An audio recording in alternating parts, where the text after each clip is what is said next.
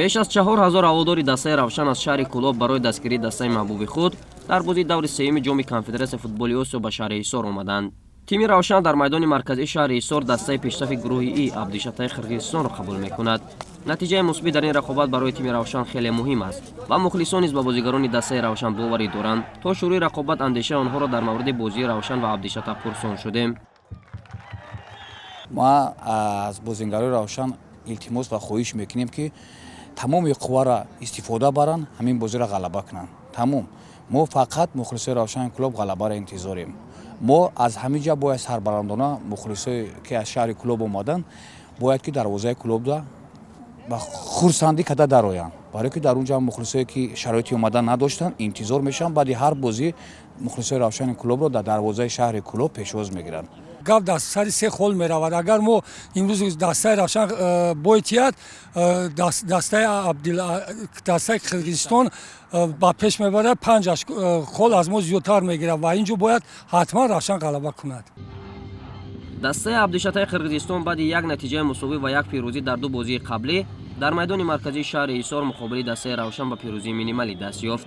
در قسم یکم تقریبا هیچ کدام از تیم‌ها امکانات 100% گل زدن را نداشتند، ولی در ابتدای قسم دوم بازی تماما رنگ دیگر گرفت، مخصوصا بازی مهمانان. در همان دقایق اول نیمه دوم رقابت امانوئل یاگر میتوانست گلزنی نماید، ولی ضربه زده او به پهلوی دروازه روشن برخورد. ولی این حملهگر گانایی ناامید نگردیده 4 دقیقه بعد از پاس خوبی همتیمیش استفاده نموده با ضربه سر طلسم دروازه روشن را شکست. دهه سپری نشده عطای جمعشو مراتبه دیگر حملهگر مرکزی را با دروازه‌بان روشن 1-1 برآورد. این دفعه گریسنکو دروازه را از گل امی نگاه داشت.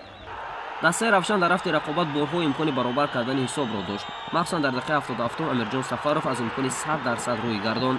بعد از اشتباه دروازه‌بان توپ به نزد امیر سفرов آمد، ولی او به دروازه خالی توپ را وارد کردن نتوانست و حساب همان گونه باقی ماند. همین گونه دسته روشن شهر کلوب در بازی مذکور با حساب مینیمالی 1-0 شکست خورد. در بازی دیگر گروه مذکور باشد در رقابت دو تیم ترکمنستان باشگاه آلتیناصر با حساب 2-1 مرو را ناکام کرد.